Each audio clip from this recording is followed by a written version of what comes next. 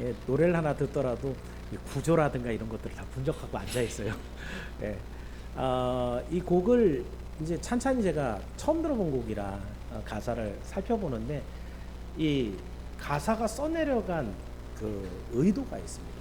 그래서 우리가 제목 자체는 사랑할 수 있는 건이라고 돼 있는데 그 배경은 하나님이 우리를 사랑하셨기 때문에 거기서 바탕을 찾고 그래서 우리는 사랑하는데 그 사랑의 결론을 지금 뭐라고 하고 있어요.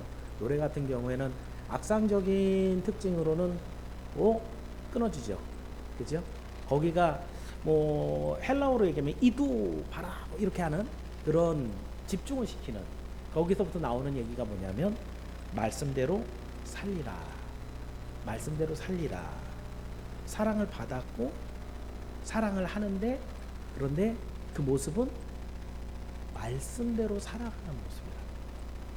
내가 원하는 대로 사랑하는 게 아니고 내가 생각만 하는 만큼 사랑하는 게 아니고 말씀대로 살아가는 것이 사랑이다 라고 이 곡이 쓰고 있는 거예요. 그러니까 굉장히 작사자가 신학적으로 어느 정도 성숙한 그런 분이 이 곡을 작사를 한 거고요. 작곡자도 거기에도 뭐 이제 중간에 빨리 지나가야 되는 따다다단 그런 지나가는 부분도 있지만 중요하게 포커스를 둬야 되는 말씀대로 살리라를 후렴에 두 번씩 넣으면서 정리를 하고 있는. 사실은 이번 달 테마가 관계거든요. 근데 관계인데 결론을 말씀대로 살리라라고 결론을 지었어요. 우리 성가대는 그죠? 예. 그래서 오늘 설교가 과연 제가 지금 이거를 처음에 들어갈 때 사랑하고는 조금 오늘 설교가 조금 먼데 라고 생각을 했는데 예, 우리 참 지휘자가 기도를 많이 하면서 선곡을 하는 것 같아요. 자, 오늘 설교하고 사전에 상의가 된 게 아닙니다. 얼만큼 부합하는 그런 설교가 하나님 앞에 선포가 되는지 한번 살펴보기 바랍니다. 자, 5월 테마를 지금 관계라는 그런 단어를 가지고 첫 주는 어린이주일이었죠. 둘째 주는 어버이주일. 그래서 부모와 자식 간에는 어떤 관계를 가져야 되는가 이 두 주에 걸쳐서 살펴봤고요. 지난주는 스승주일이었습니다. 스승과 제자는 또 어떤 관계를 가져야 되는가. 근데 이제 시간이 짧아요. 그죠? 한 달이 4주밖에 없어서 그 외에도 여러 가지 관계가 있잖아요. 직장 가면 직장 동료와 상사와 여러분의 관계 또는 뭐 친구들과 이웃과 관계 여러 가지 관계가 있습니다. 그런데 또 우리가 관계라고 얘기하면서 빠뜨리면 안 될 가장 중요한 관계가 있는데 그것은 바로 하나님과 우리하고의 관계입니다. 이제 오늘 본문을 거의 뭐 썩 유쾌한 그런 본문은 아닙니다. 왜냐하면 이제 사울 왕이 이스라엘의 첫 번째 왕, 초대 왕으로 등극을 했는데요. 오늘 본문에는 이제 하나님과의 관계가 틀어져 버려서 하나님이 사울 왕을 버리는 모습입니다. 근데 여러분 사울이 처음 왕 됐을 때는요 군대가 없었어요. 사울이 왕이 된 다음 뭐 했냐면 농사지었어요. 농사짓는 중에 적군이 서들어왔습니다. 그러니까 농사짓다가 내려놓고 싸우러 나가고 전부 다 모았는데 군대가 기껏해야 2,000명 3,000명 이게 사울의 군대였어요. 근데 시간이 지날수록 하나님이 어떻게 주셨을까요? 군대를 아주 강력하게 튼튼하게 만들어 주셨고요. 그러니까 나라는 어떻게 됐겠어요? 나라는 부강해졌죠. 왕권이 아주 그냥 왕 중심으로 탁 세워져서 아주 멋있는 그런 나라로 하나님이 만들어 주셨는데 겉으로 보면 어떤 거예요? 사울을 왕 세우고 나서 복 받았지요. 나라가 튼튼해지고 군대가 튼튼해져 갖고 싸우면 이기고 이런 아주 강력한 나라를 만들었으니 껍데기는 굉장히 복 받았는데 근데 영적으로는 그 사울 왕이 하나님과의 관계가 깨어지고 그 하나님이 결국 비극적으로 왕을 버릴 거다라고 하는 예고가 오늘 본문입니다. 그래서 여러분 오늘은 사울이 어떻게 하나님 앞에 버림을 받았을까? 이 버림을 받은 그 과정들을 한번 살펴보면서 가장 중요한 관계는 하나님과 우리하고의 관계인데 왜 그것이 가장 중요한가? 그리고 그 관계를 어떻게 하면 잘 유지할 수 있을 것인가?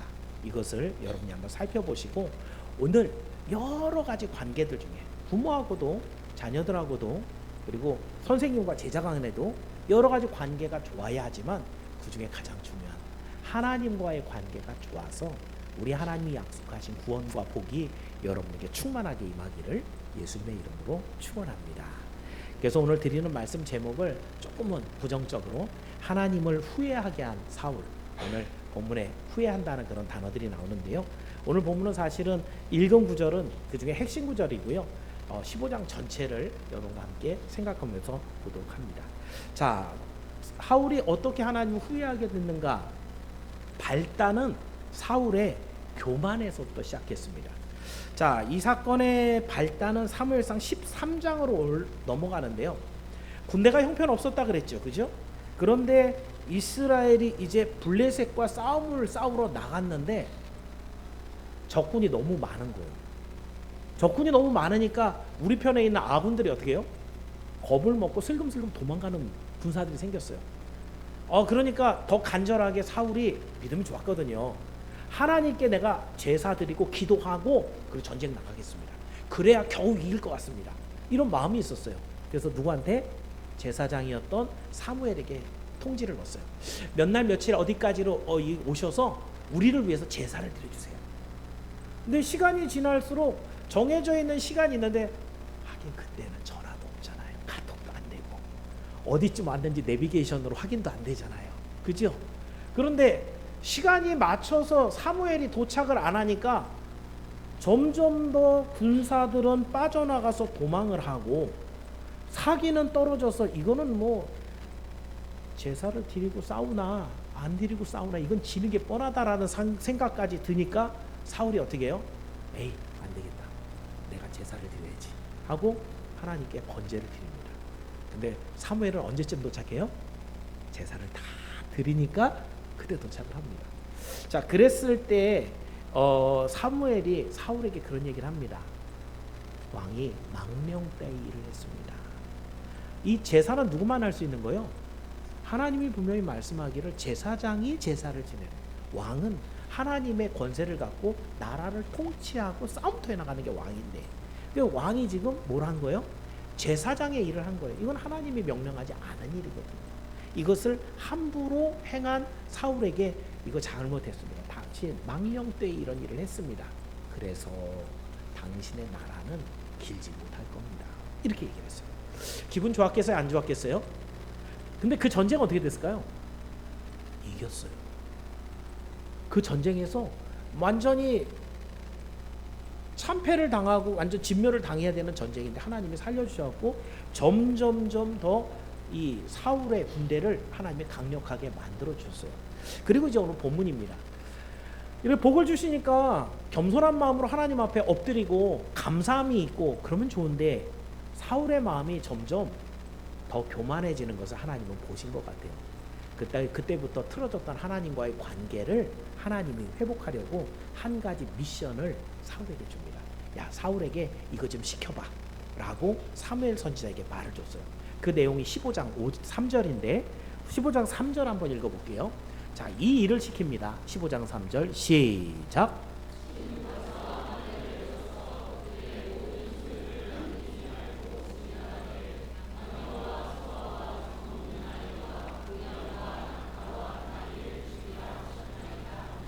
당시에 이스라엘의 아주 맨날 싸우는 대상은 누구냐면 이 블레셋이라는 나라였어요. 지금 누구랑 싸우래요? 아말렉. 아말렉은 약탈 족속이에요. 근데 이 사람들하고는 왜 이렇게 원수가 됐냐면 광야의 길에서 이스라엘이 60만, 200만 명이 가면 엄청 길잖아요, 대열이. 그죠? 근데 제일 약한 후미를 이 아말렉이 때려갖고 약탈해가고 죽이고 그랬어요. 이때부터 아말렉하고는 이스라엘은 적군이 됐거든요. 그런데 지금 사사기서부터 여기 사무엘상까지 아말렉에 대한 그런 얘기가 전혀 없었어요. 다시 말하면 지금 꼭 아말렉과 전쟁하지 않아도 되는 거예요. 지금 선제 공격하는 거예요? 방어하는 거예요? 가서 아말렉을 치라 그랬죠. 그죠? 아말렉이 쳐들어온 거예요? 쳐들어가라는 거예요? 쳐들어가라는 거예요. 그러니까 결론적으로 뭐냐면 이 아말렉과의 전쟁은 지금 꼭 필요하기 때문에 해라는 얘기가 아니라 사울과 하나님과의 관계를 회복하기 위한 마지막 기회를 사울에게 줄 거예요. 사울, 네가 가서 싸워서 이기는데 그 싸워서 이길 때 뭐뭐 하라 그래요?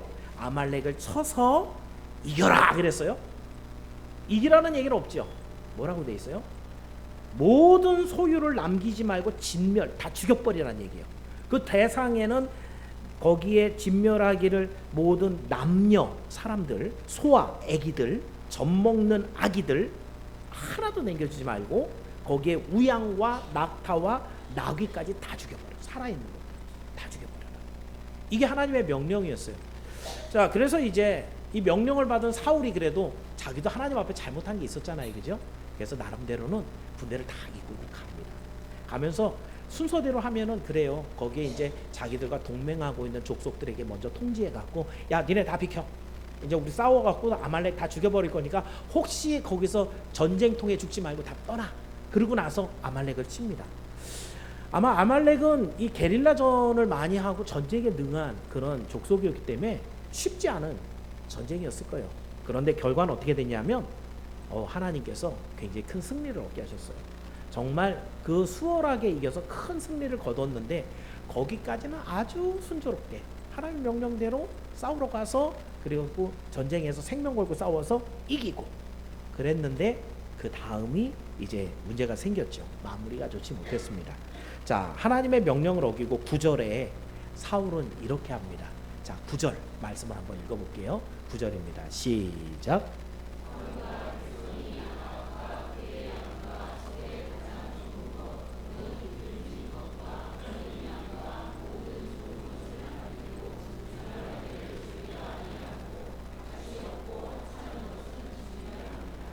제가 자주 말씀을 드리지만 고대의 전쟁은 영토나 국가를 빼앗는 전쟁이 아니었어요. 약탈 전쟁이었어요. 전쟁을 하게 되면 물자를 다 들고 나가거든요. 그럼 일단 전쟁을 갖고 이기면 적군을 다 죽이고 나면 적군이 갖고 온 거 다 뺏어가는 거예요.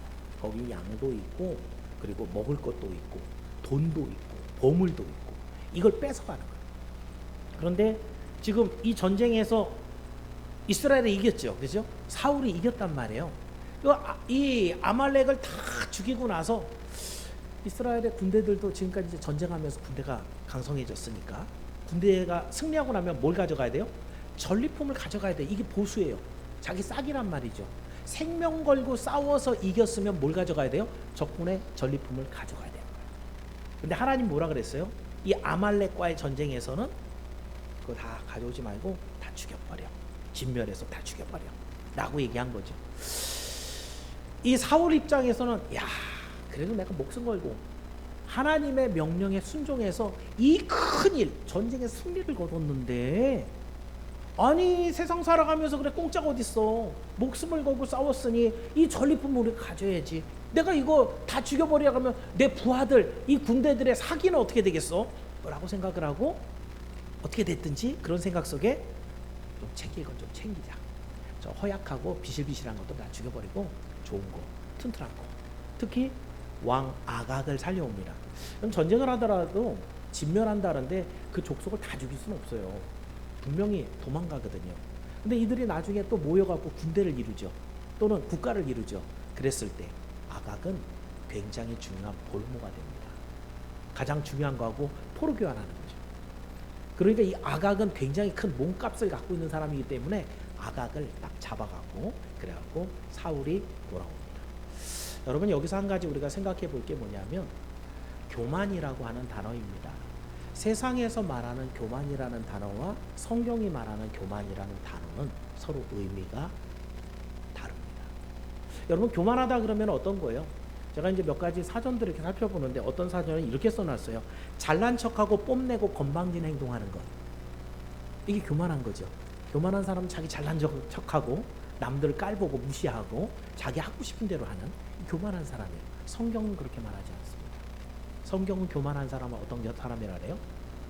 하나님을 무시하고 말씀에 순종하지 않는 것을 교만하다고 해요. 왜 하나님의 말씀을 안 따르죠? 자, 여러분 이게 굉장히 중요한 포인트입니다. 하나님의 말씀이 선포되는데 왜 하나님의 말씀을 안 따르죠? 예, 이 상황에서는 하나님의 말씀보다 내 생각이 옳다는 거예요. 지금 전쟁을 했는데 이겼는데 이 군사들에게 사기를 북돋아서 다음 전쟁에도 이기게 하려면 뭔가 줘야 되는데 이거 다 죽여버리면 얘네들 나중에 전쟁터 나갈까? 이런 거 사울의 생각. 아우, 내가 생명 걸고 지금 이거 했는데 하나님 이쯤은 내가 좀 주머니에 챙겨야죠. 그 튼실한 소와 양과 그 아각을 보고 보물들을 보고, 야, 그래도 하나님 이 정도 나한테 주셔야지 라고 하는 자기 생각, 이것이 하나님의 명령을 앞설 때, 그것을 성경은 교만이라고 합니다. 그래서 그러면 교만이라는 게 왜 되게 중요한가? 여러분, 잠언 16장 18절에 교만에 대해서 이렇게 경계를 합니다. 자, 잠언 16장 18절 한번 읽어볼까요? 같이 읽습니다. 시작.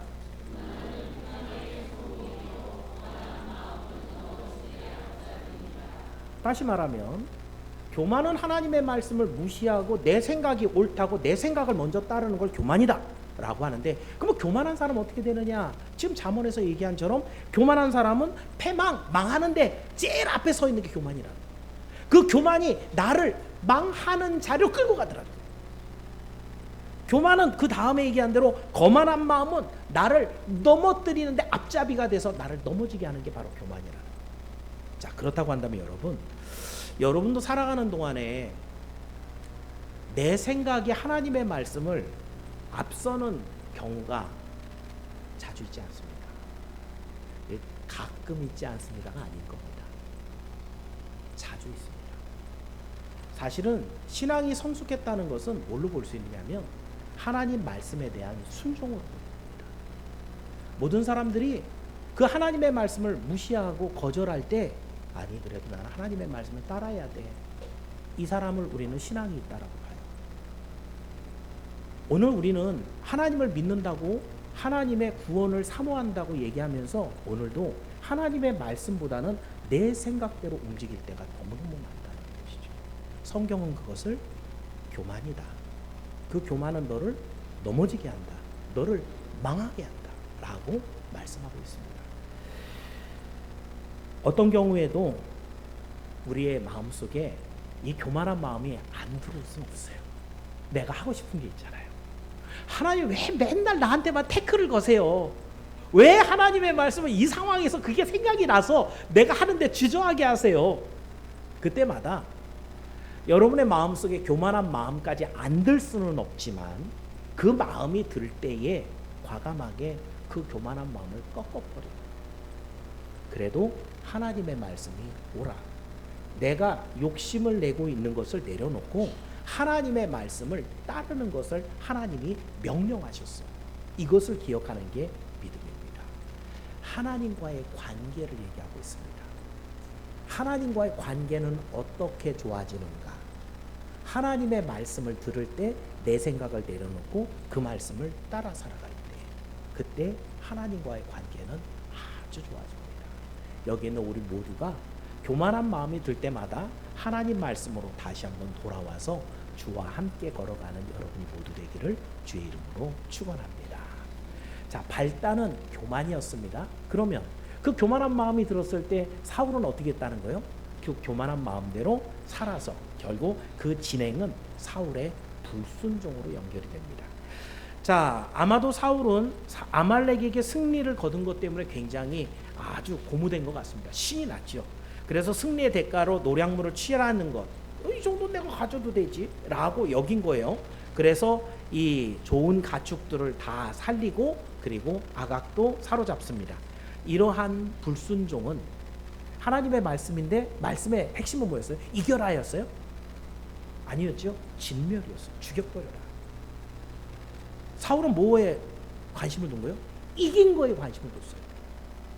하나님은 마지막으로 사울에게 기회를 주셔서, 이것도 굉장히 중요한 얘기인데, 하나님은 사울에게 마지막 기회를 주셔서, 어떤 마지막? 하나님과의 관계를 회복할 마지막 기회를 주셔서 너에게 전쟁터에 나갈 기회, 너를 나가면 내가 이기게 할 것까지, 이건 하나님 주신 거예요. 근데 사울은 뭘 생각한 거예요? 이건 내가 이겼다는 거죠. 내 힘으로 이겼다는 거죠. 그래서 하나님이 정작 원했던 건 뭐예요? 그 말씀대로 다 죽여버리는 거죠. 진멸하는 거죠. 그런데 사울은 내가 이 큰 승리를 얻었는데, 내가 하나님의 말씀에 순종해서 이 큰 승리를 얻었는데, 근데 이 정도는 가져도 되지 라고 하는 마음을 품게 된 거죠. 여러분들은 어떠세요? 어떤 것이 더 중요한지 한번 생각을 해보셔야 됩니다. 하나님의 명령이 무엇인가? 우리 하나님은 모든 세상 만물의 주인이에요. 그렇기 때문에 우리 하나님은 다 당신 것인데, 우리는 가끔 내가 이렇게 큰 교회를 세웠는데, 내가 이렇게 많은 헌금을 드렸는데, 내가 이렇게 놀라운 일들을 했는데, 뭐 내가 교회에서 좀 잘난 척하면 좀 어때? 내 마음대로 좀 하면 어때? 특히 목사들이 그런 마음 많이 가죠. 교회를, 큰 교회를 부흥시켜놓고, 내가 이 교회를 다 세우는데, 장로, 권사, 자기 마음대로 부리는. 하나님의 말씀은 무엇인데요? 서로 사랑해요. 천국에서 크고자 하는 자는 서로 발을 씻어주는 섬기는 자가 되라. 분명히 하나님의 말씀은 그렇게 하고 있는데, 내 하고 싶은 대로 그렇게 했을 때 하나님은 그걸 보고 뭐라 그래요? 교만하고 불순종하다. 오늘 우리에게 굉장히 자주 있는 일입니다. 다시 한번, 불순종하는 일을 하다 보니까 내 생각에는 이거 충분히 내가 가질만 해 라고 생각했더니 사울이 어떤 짓도 하는가? 12절입니다. 자, 안 읽었지만 12절 말씀 또 읽어봅니다. 같이 읽습니다. 시작.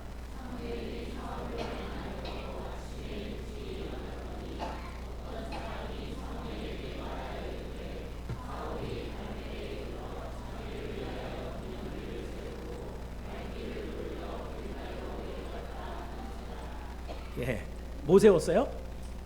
이게 무슨 기회라고요? 지금 사울이 뭐 할 기회라고요?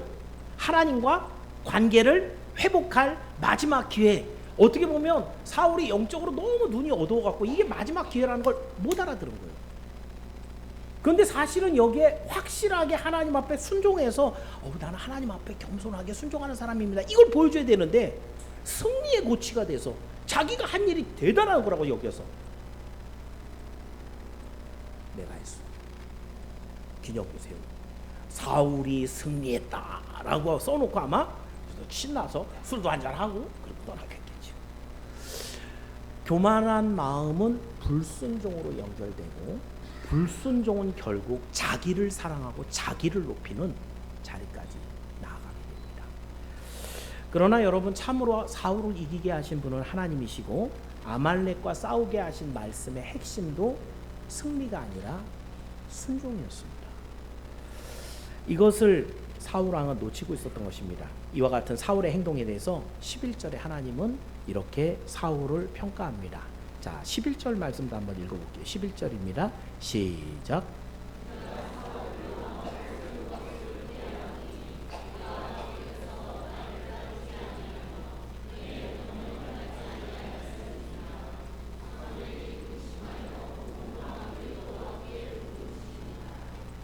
여러분, 여기에서 이제 하나님에 대해서 좀 아시는 분들은 이해가 안 가는 구절이 하나 생기는 거예요.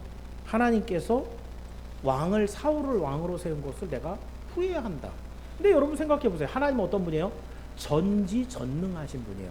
전능이라는 건 몽땅 다 할 수 있다는 얘기고, 전지하다는 건 몽땅 다 안다는 거예요. 안다는 범주는 뭐도 있냐면 미래에 어떤 일이 일어날 것까지 다 아신다는 거예요. 그럼 사울 왕을 세우실 때 하나님은 이럴 거라는 걸 알았을까요? 몰랐을까요? 전지하신 하나님이니까 어떤 거예요? 당연히 알아요. 근데 다 알고 하나님 이 사울을 세워놓고선 여기서 지금 뭐 하고 계셔요? 후회하노니라고 써놨단 말이죠. 이게 말이 되나? 전지하신 하나님이 사울이 그렇게 될 거 뻔히 아시면서 세워놓고 나서 사울이 지금 끝까지 마지막 기회까지 다 놓쳐버린 상황에서 하나님께서는 내가 사울 괜히 세워서 잘못 세웠나 봐, 후회했다, 이렇게 읽으면 성경은 잘못 읽습니다. 여기에서 우리가 알고 있는 이 후회한다라는 의미는 슬퍼하고 그리고 실패했다, 그런 의미로 우리는 번역이 되지만 이거 우리말이고요. 여기에 있는 니아무티라고 하는 말은 애석하게 여긴 거예요. 뭘 애석하게 여긴 거예요? 여기 사울을 왕으로 세운이라고 했지만 더 중요한 것은 사울을 왕으로 세워서 언약을 세운 일이에요. 언약은 뭘 했는데요? 사울은 되게 보잘것없는 집안 사람이었거든요. 베냐민 집안이었어요. 사울도 자기가 왕이 될 때, 저 같은 사람이 어떻게 왕 돼요? 그랬는데 하나님이 왕으로 세우면서 뭐라 그러냐면, 네가 왕이 된 다음에 내 말을 잘 지키고 따르면 니네 가문을 내가 크게 세워줄 거야. 네가 내 말을 잘 따르면 내가 크게 너를 왕의 가문으로 세워줄 거야. 약속을 했거든. 뭐가 해석한 거예요? 그 약속을 사울이 깨뜨려버린 이 상황이 너무 속상한 거예요. 비슷한 경우가 하나 있는데, 예수님이 가룟 유다에게 네 할 일을 해라 그랬더니 가룟 유다가 휙 나갔어요. 뭐하러 나갔어요? 예수님 팔러. 예수님 다 알죠, 그죠? 다 아는데 예수님이 나가는 가룟 유다 뒤에서 뭐라 그래요? 저는 차라리 나지 않는 것이 저에게 좋을 뻔하였다. 예수님 마음이 뭔가, 그럼 태어나지 말게 하지, 그죠? 그런데 왜 태어나게 한 거예요? 가룟 유다도 기회를 줬었잖아요. 네 할 일을 해라, 너 나 팔아라 라는 얘기가 아니라, 사실 예수님 끝까지도 내가 너에게 맡긴 일이 있잖아.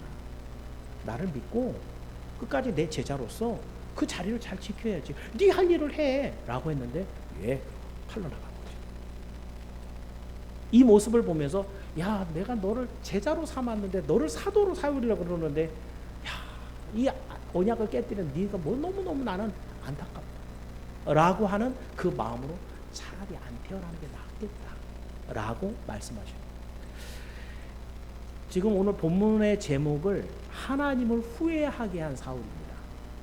사울이 하나님을 후회하게 만든 것은 사실은 하나님과의 약속을 헌신작처럼 버리고 그 말씀을 순종하지 않은 것, 이것 때문에 하나님은 후회하신다 라는 지금 표현을 하고 안타깝게 여겼다는 것이죠. 한마디로 하나님과 사울의 관계가 깨져버린 것에 대한 실망입니다. 그럼 무엇이 사울과 갈라지게 했는가? 한마디로 하나님의 말씀에 대한 불순종입니다. 그래서 한 가지 더 읽어볼게요. 사무엘이 사울에게, 이제 여러분이 잘 아는 구절, 이 한 구절을 얘기합니다. 22절 한번 읽어볼게요. 같이 읽습니다. 시작.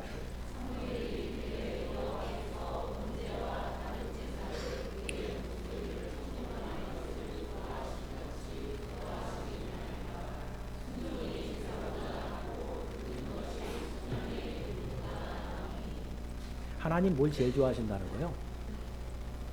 그죠?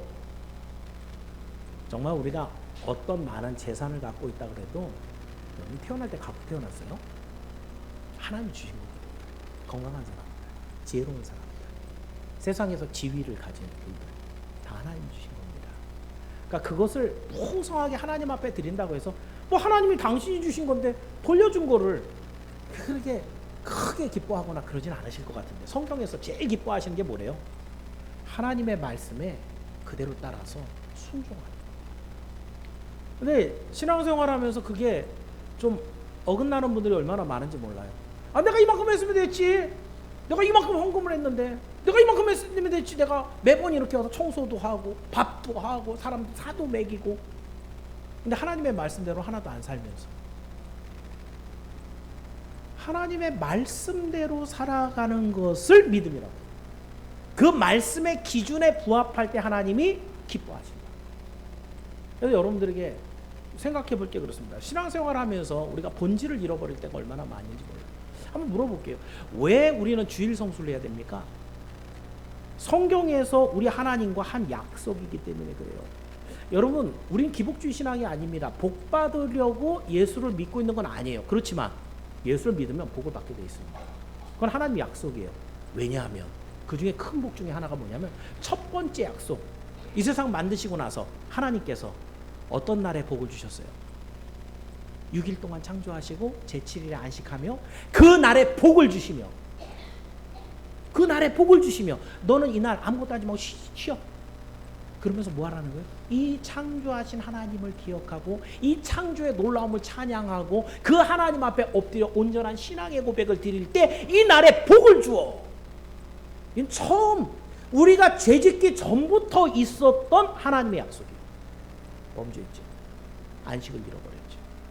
그래서 하나님께서 노아에게 다시 회복해 주면서 그 안식일에 하나님 앞에 드리는 번제가 있고, 나중에 출애굽을 하면 모세에게는 법으로 만들어줘요. 10계명이 있었죠. 그 중에 네 번째 계명이 뭐예요?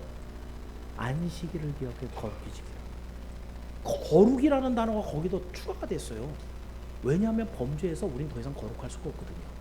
세상 사람들이 살아가는 것과 완전 다르게 구별, 이 과도시라고 하는 이 구별이라는 단어는 세상하고 똑같이 살지 말라는 거예요. 그게 거룩이에요. 안식일을 구별하라는 거예요. 예수님 시대로 넘어오면 예수님도 역시 안식일을 지킵니다. 그날에 사람들이 뭐 밀밭 다니면서 비벼갖고 먹은 것 때문에 너 안식일에 하지 말라는 거 했잖아. 안식일의 주인은 하나님이고 예수님이시에요. 그래서 그 예수님이 그 안식 후 첫날 부활하심으로 사도들은 이제 예수님이 부활하신 주일을 지키기 시작해요.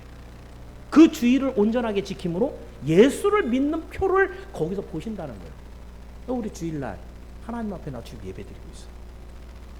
주일을 우습게 여기면 안 됩니다. 하나님과의 언약의 날, 이 날은 복 주시는 날이에요. 예수님을 믿고 복도 받고 구원도 받고 하나님의 은혜 가운데 관계 속에 살아가기를 원한다고 하면서 주일 성수한 생각지도 하지 마세요. 그건 언약을 깨진 거예요. 주일 성수가 왜 중요한가? 하나님과 언약 가운데 있단 말이에요. 여러분 11조도 한번 생각을 해볼까요? 11조를 처음 드린 분은 아브라함이에요. 멜기세덱에게, 하나님의 사자에게 10의 1을 드립니다. 어떤 거였어요?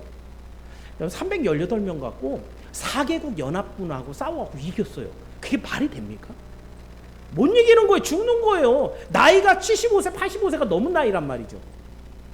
근데 그 시간에 가서 밤에 기습을 했다 그래도 그 4개국 왕에게 이겨갖고 로또 찾아오고 물건도 다 뺏어왔는데 그 물건은 사실은 목숨값이에요. 하나님이 아브라함을 살려주시고 그 모든 것을 주셨다라는 거예요. 그걸 가져왔는데 그 마침 하나님의 사자가 멜기세덱이 기다리고 있다가 하나님이 아브라함에게 복을 주옵소서. 하나님이 이기겠다는 걸 선언하는 거죠. 그리고 아브라함아 너는 전능하신 하나님을 찬양해라. 아브라함이 생각이 퍽떡 들었어요. 아, 이 내가 갖고 온 모든 소득은 내가 싸워서 이겨서 가져온 게 아니라 하나님이 준 거구나. 하나님이 안 죽여주면 난 죽었구나. 10의 1을 구별하여 드릴 때 아브라함 마음속에는 이 모든 생명과 얻은 것 다 하나님 겁니다. 나마저도 하나님 겁니다. 라고 하는 신앙의 고백을 담은 게 11조였어요. 야곱이 베델을 떠나서 저 바다나라로 넘어갈 때 그 밤에 마지막으로 사닥다리를 보고 나서 하나님 앞에 기도한 게 있죠. 하나님, 내가 안전하게 돌아오게 하신다면 이곳이 하나님의 전이 될 것이요 당신은 내 하나님이 될 것이요. 그 다음 뭐예요? 내가 10의 1을 하나님 앞에 드리겠습니다. 율법에서 나온 게 아니란 말이에요.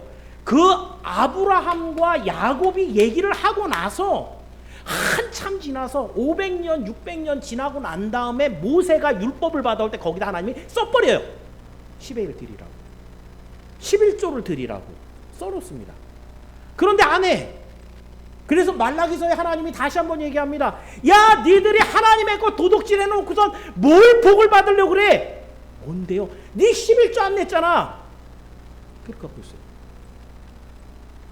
11조를 내라는 건 서액은 세금 걷는 게 아닙니다. 하나님의 명령과 약속이거든요. 근데 내고 싶어요? 안 내고 싶어요? 11조는 굉장히 큰데 내 월급의 10분의 1인데 그죠? 모든 상황과 여건에서 하나님의 말씀보다 내 생각이 앞서는 거, 교만이라고 했죠. 그 교만을 따라서 내 생각대로 행하는 거 뭐라 그랬어요? 불순종이었어요. 그 불순종 때문에 우리가 오늘도 하나님과의 관계가 끊어져 버려요.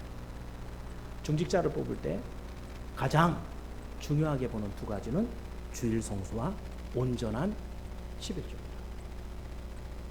돈 많이 내야지 중직자 되는 그런 얘기 아니에요. 온전하게 하나님의 말씀에 순종할 줄 아는, 상황이 어떻더라도 하나님의 말씀 앞에 내 생각을 내려놓을 수 있는 이 사람들의 모습을 우리는 믿음이 있다고 하는 거죠. 그러나 여러분, 우리가 얼마나 세상의 유익이나 즐거움 때문에 하나님의 약속보다 내 생각을 앞서서 행하고 있는가, 이것을 늘 볼 줄 알아야 됩니다. 오늘도 하나님의 말씀을 묵상하면서 그 말씀의 핵심을 가슴에 새기십시오.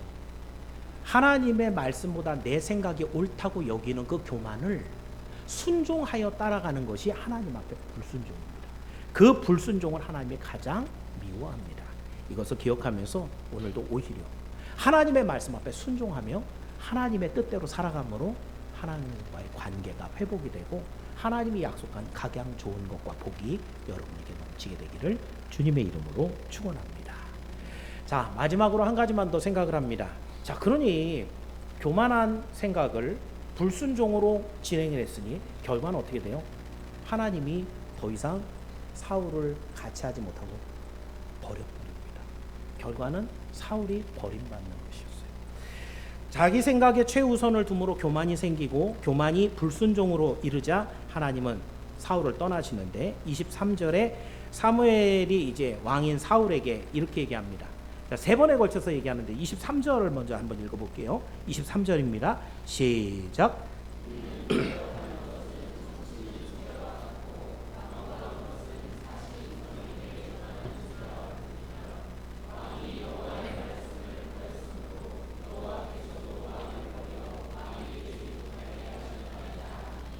예, 여기서 가장 중요한 얘기는 이제 왕을 버려 왕이 되지 못하게 하셨나이다 얘기인데요. 이 구절이 이제 우리 사모님이 저한테 질문 하나 던졌어요. 예전에는 이 번역이 어떻게 되어 있었냐면 이를 거역하는 것은 사술의 죄와 같고 그랬거든요. 사술. 이 사술이 지금 뭐라고 바뀌었냐면 점을 치는 죄 이렇게 돼 있어요. 이 사술이라는 말이 이제 사사로운 어떤 방법 이런 뜻이고요. 그래서 이 뭐 이렇게 그 점치는 사람들이나 이런 사람들은 점치는 것뿐만 아니라 뭐 부적도 주고 뭐 이런 뭐 은밀하고 이런 이상한 방법들을 통해 갖고 문제를 해결하려고 하는 이런 걸 다 사술이라고 합니다. 근데 사술 그러면은 여러분 잘 못 알아들으니까 어떻게 해요? 여기 사술할 때 사사로운 이런 뜻이거든요. 어떻게 보면 헛된 잡스러운 이런 의미예요.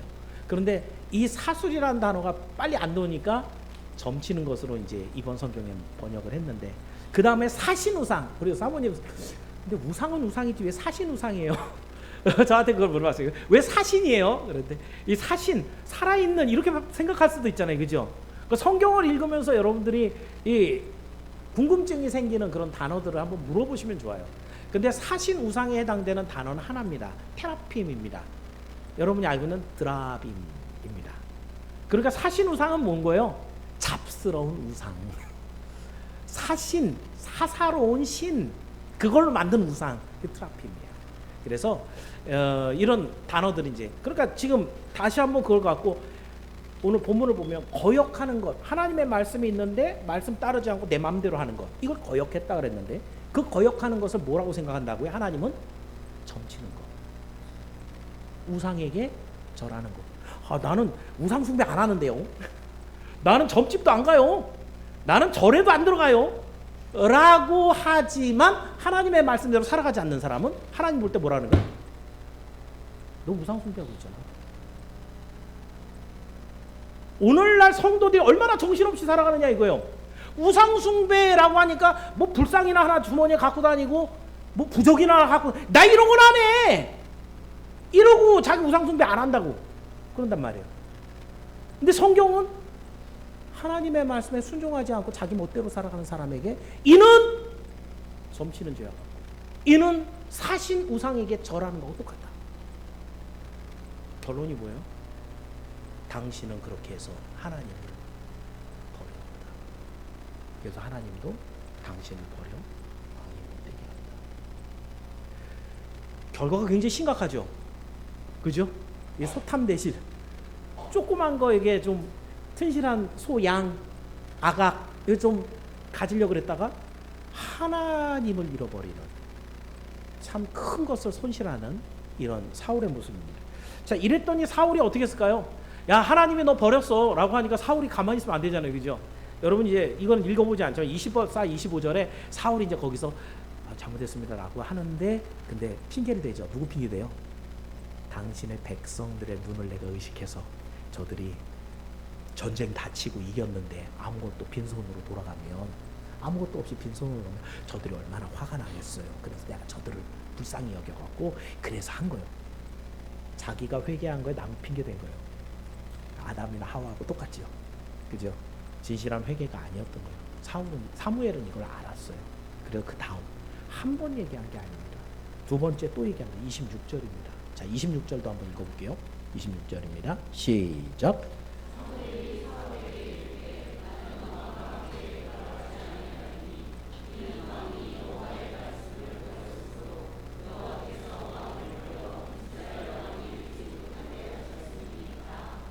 똑같은 말을 한 번 더 반복을 하죠. 그죠? 당신이 하나님을 버리는 방법은 뭐냐면 당신이 하나님의 말씀을 버린 것은 하나님을 버린 것이다. 우리가 하나님의 말씀을 따라 순종하지 않는 것은 하나님을 안 믿는 것이다. 이 얘기야. 그러면 하나님도 당신을 버린다 라고 얘기하죠. 자, 그쯤 되니까 그러고 나서 아마도 이 장면은 그래요. 사무엘 그 얘기하고는 이제 싹 이렇게 해서 가는 것 같아요. 그러니까 그때를 놓치면 안 되잖아요. 그죠?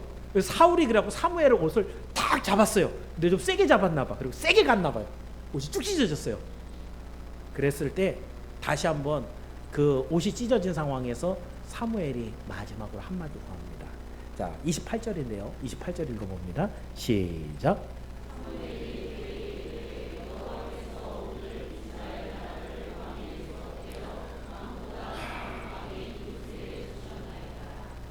세 번 얘기했죠. 그죠? 하나님이 당신을 버려서 왕을 못하게 할 거고, 그리고 마지막에는 당신보다 더 나은 왕에게, 사람에게 이 왕좌를 줄 겁니다. 그래서 왕이 된 사람이 누구예요? 그게 다윗이에요. 그죠? 그렇게 해서 왕이 된 게 다윗이에요. 중요한 것은 여러분, 사울을 버린다고 세 번이나 말씀하셨으면 이건 완전히 확정적인 건데, 여기서 사울은 어떻게 했어야 될까요? 끝까지 매달려야 되겠죠? 어떻게 해요? 성경에 보면 히스기야라는 왕이 있었어요. 히스기야가 병에 걸렸는데 이사야라고 하는 선지자가 와갖고 하는 말이 뭐냐면, 왕이요, 이제 다 정리하십시오. 당신 이제 이 자리에서 못 내려오고 죽어요. 그 휙 돌아서 가는 거예요. 그러니까 히스기야가 어떻게 해요? 그때부터 벽을 보고 울기 시작하는 거예요. 나를 불쌍히 여기시고 이 나라가 불쌍한 것을 생각하시고 나를 조금만 더 살게 해주십시오 그랬어요. 그랬더니 하나님은 어떤 하나님은 자비와 긍휼이 풍성하신 하나님. 회개할 줄 알아야 된다는 거예요. 이 이사야가 왕궁을 떠나서 문 열고 나가기도 전에, 왕궁을 빠져나가기도 전에 하나님의 말씀이 임합니다. 야, 이사야야, 또 히스기야에게 가서 얘기해. 15년 더 살게 해준다. 15년이면 짧아요? 반응이 별로 없으셔서 15년을 더 살아서 그 다음에 전쟁에서 예루살렘을 건져내고 하나님을 섬기는 이스라엘의 신앙 개혁을 그 시간에 이루어요. 히스기야는 그렇게 하나님 앞에 끝까지 매달렸다. 우리가 하나님과의 관계가 끊어져 버리면 더 이상 남는 게 뭐가 있어요?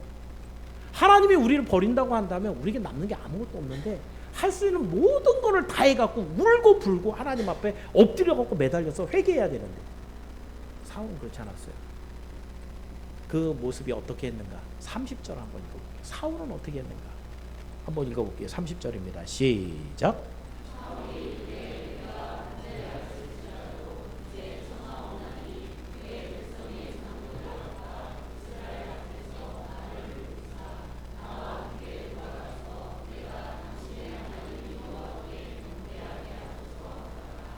그러니까 하나님은 나를 버리더라도 내 백성은 나를 버리지 않도록 사무엘 당신이 나 앞에서 뭐 해달라는, 연극을 좀 해달라는 거죠. 만약에 여기서 사울이 지금 이기고 돌아오는데 의기양양한데 지금 사무엘하고 둘이 얘기하고 있잖아요. 근데 사무엘이 쌩 하고 가버려요. 그럼 거기 있는 군사들과 백성들, 사무엘이 왜 저러지? 하나님이 삐지셨나? 이렇게 생각할 수 있는데, 물론 말은 들었죠. 하나님이 사울 버린다고. 거기서 사울은 무슨 꾀를 낸 거예요? 당신만 안 가시면 백성들이 아무도 몰라요. 이거 백성들이 나를 왕으로 섬기고 하는데 이 지장이 없도록 당신은 저랑 같이 가시죠. 사무엘이 사울을 굉장히 많이 사랑했던 것 같아요. 다음 내용도 보면 하나님이, 그 전에도 내용도 보면 하나님이 사울을 버렸다니까 밤새도 울면서 하나님 기도하는 그런 모습이 있습니다. 이 얘기했더니 사무엘이 그래도 같이 가서 제사 드려줍니다. 그리고 나서 한 가지, 아각을 잡아옵니다. 그 아말렉 왕 아각을 데려와라. 아각이 올 때 그런 얘기예요. 오늘 마지막 절이 그 내용인데 33절에 야 이제 안 죽겠구나. 이제 사망의 어려움이 이제 나에게 다 건너갔어. 왜냐하면 그래도 왕보다는 조금 선지자가 순할 거 아니에요. 왕도 안 죽이고 포로로 잡아가는데 거기에 포로로 잡아온 왕을 포로를 내와봐. 제사장이 그랬으니 제사장이 나를 좀 풀어줄래나 보다 라는 생각하고 갔는데 거기서 어떻게 해요? 사무엘이 아각을 죽여버립니다. 네가 큰 몸값을 기대하고 정치적으로 볼모로 사용할 아각을 가져온다. 이따위가 뭐가 필요해 라고 하면서 그 앞에서 죽여버리면서 하나님의 말씀을 사울 가슴속에 아주 깊게 새겨버리고 그로 떠나가 버립니다. 참 마지막에 그러면 사울 왕은 어떻게 끝났을까요? 사울의 최후 길보아 전투죠. 그 길보아 전투는 여러분 이 블레셋과 이스라엘이 전투를 할 때 이스라엘이 먼저 좋은 지형을 선점했어요. 군비도 군세도 그렇게 차이가 없었어요. 근데 사울이 계속 불안한 거예요. 하나님 앞에 물어보는데 대답을 안 해. 우리 하나님께서 꿈으로도 우림과 둠밈으로도 답을 안 줘요. 그러니까 이전까지는 사울이 나름대로 하나님의 뜻대로 한다고. 이게 잘 생각하셔야 돼요. 그 이스라엘 땅에 있는 모든 우상 섬기는 그런 우상의 제사장들 다 죽여버렸어요. 잘한 거죠. 근데 하나님은 그거 안 받아요. 하나님이 꿈으로도 우림과 둠밈, 제사장에게서 뽑아내는 우림과 둠밈으로도 대답을 안 해주시는 거예요. 그러니까 이 전쟁에서 이기는지 지는지 알아야 되겠는데, 그래서 어떻게 해요? 엔돌에 신접한 여인을 합니다. 그 신접한 여인은 우상을 숭배하는 그런 쉽게 얘기하면 점쟁이 같은 여인인 거죠. 그래서 가서 뭐 달라 그래요? 사무엘을 좀 죽은 사무엘을 불러주십시오. 근데 그 사무엘이 이제 진짜 사무엘인 것 같진 않고 마귀가 이렇게 해갖고 하나님이 그렇게 한 것 같은데, 그 사무엘이 등장해서 뭐라 그래? 사울에게 야 오늘 네가 나하고 같이 있을 거야. 어떻게 될 거라는 거예요? 죽을 거야 라는 얘기를 해준 거예요. 거기서 사울이 충격을 받고 완전 실신해 버립니다. 완전 막 쳐져 버려요. 그러고 다음날 전쟁터에 나갔으니 그 전쟁이 어떻겠어요? 이스라엘 백성들은 열심히 싸우려고 했겠지만 나중에 길보아의 어떤 한 언덕에 완전 고립됩니다. 그 고립된 사울이 자기 상처도 있고 더 이상 싸울 수도 없을 때 딱 자기 바로 옆에 있는 한 명밖에 안 남는 거예요. 무기 잡은 자에게 야, 저 이방인들이 나를 죽이면 이게 얼마나 큰 욕이냐. 네가 나를 찔러라. 그런데 찔러요 못 찔러요? 여호와의 기름 부은 종이라 못 찔러요. 그러니까 어떻게 해요? 자기 칼을 세우고 자기가 엎드려 죽어요. 성경에 그렇게 써 있어요. 그렇게 죽으면서 자기 최후를 맞이합니다. 그 길보아 전투에서 외롭게 혼자 남은 사울, 얼마나 큰 좌절이 있었을까요? 그런데 하나님이 떠나가시고 나면, 그 하나님이 버리고 나면 이 길보아에서 느끼는 사울의 좌절보다 10,000배, 10,000,000배 더 심한 좌절을 여러분 맛봅니다. 하나님이 여러분을 떠나면 여러분의 마지막은 영원한 불못에서 영원히 타는 고통이에요. 그 고통은 무엇으로도 해결할 수 없는 좌절입니다. 길보아에서 아무도 없는 데서 거기에 자기 칼에 쓰러져서 죽는 그 사울의 좌절과 비교가 할 수 없는 영원한 좌절이 하나님이 나를 떠났을 때 그 마지막 심판에서 여러분을 찾아간다는 거죠.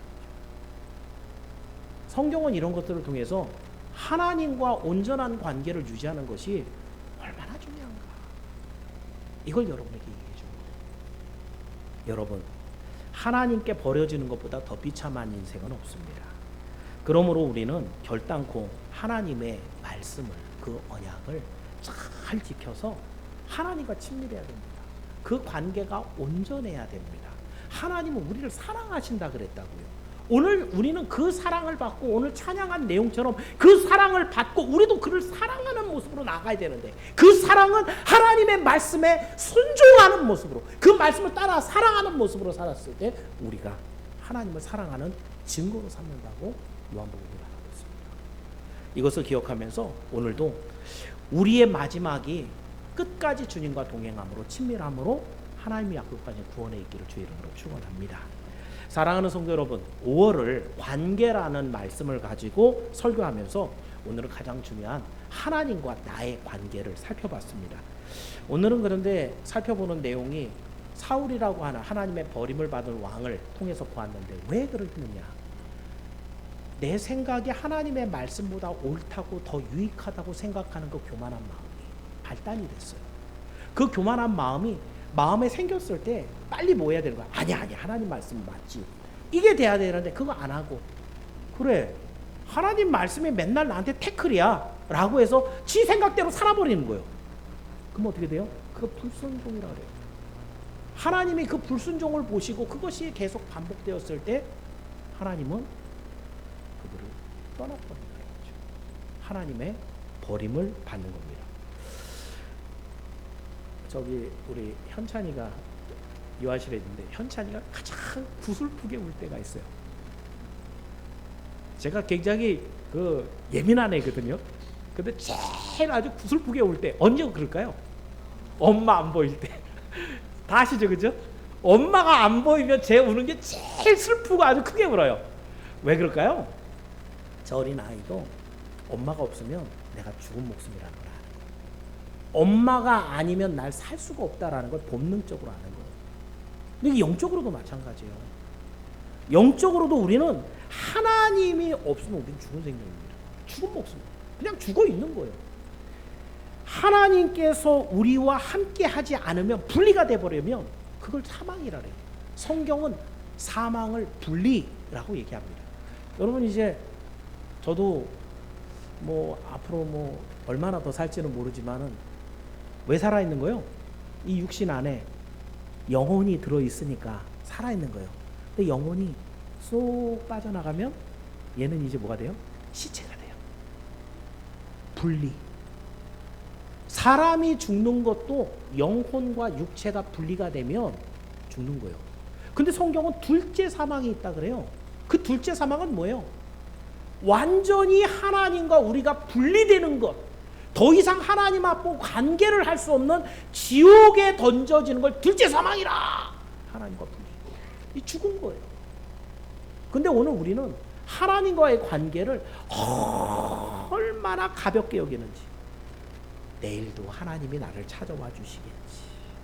사울의 모습을 한번 생각해 보세요. 아말렉을 치러 가는 것이 마지막 기회인 걸 사울은 몰랐어요. 그런 것 같아요. 만약에 이걸 통해 갖고 정말 순종하지 않으면 내 모든 것이 이제 끝장나 버린다는 걸 알았으면 사울은 이렇게 안 했을 거예요. 그런데 에이 설마 다음번에도 기회가 있겠지. 이번도 내가 최선을 다해서 싸워서 이겼는데. 여러분의 삶은 좀 어떻습니까? 오늘도 지금 선포되는 것은 하나님의 말씀입니다. 하나님의 말씀에 순종하는 삶이 하나님과의 관계를 회복하는 유일한 방법이라고 얘기하는데 잘 들었고요. 다음 주부터 생각해 볼게요. 사울하고 차이가 좀 있나요? 오늘도 하나님께서는 여러분에게 한 번 더 기회를 주십니다. 하나님과의 관계를 회복할 수 있는 회복하는 길은 오늘도 내 생각이 하나님의 생각과 비교해 볼 땐 이건 아무것도 아니래요. 오직 하나님의 말씀이 진리이고 그 말씀을 내가 따라 살겠습니다. 이 결단 속에 순종해 가는 이걸 믿음이라고 합니다. 오늘도 하나님과의 이 소중한 관계를 잃어버리지 마시고 하나님의 버림을 받는 자가 아니라 그 말씀을 소중하게 여기고 순종하고 충성할 때 하나님으로부터 능력과 권세와 복을 받고 하나님이 약속한 구원을 누리고 영생에게 가서 하나님의 그 자녀로 살아가는 그 복된 날이 여러분에게 열리기를 주의 이름으로 축원합니다. 기도하겠습니다. 사랑과 은혜가 충만하신 아버지 하나님 감사합니다. 오늘도 하나님의 말씀을 우리에게 주셔서 우리가 어떻게 살아야 되는지 알게 하셔서 감사합니다. 우리는 혼자 있으면 그저 내 생각에 완전히 사로잡힙니다. 내 생각대로 살면서 나는 잘 살았다고 생각합니다. 그러면서 하나님의 말씀은 조금도 염두에 두지 않습니다. 그러나 주님께서는 이 모든 것을 아시고 우리를 살리시려고 당신의 아들을 십자가에 죽이실 뿐만 아니라 이 모든 말씀을 적어서 우리에게 성경으로 주시며 성령의 감동으로 이 말씀 따라 살도록 충동해 주시니 주님 앞에 감사를 드립니다. 오늘도 주신 이 말씀을 우리 마음에 깊이 새기면서 정말 부모와 자식과의 관계도 중요하고 또 친한 사람들과의 관계도 중요하고 스승과의 관계도 중요하지만 그 어떤 것과 비교할 수 없을 만큼 정말 중요한 하나님과의 관계를 온전하게 회복하는데 부족함이 없는 우리 모두가 되도록 오늘도 우리가 말씀을 따라 순종케 하여 주옵소서.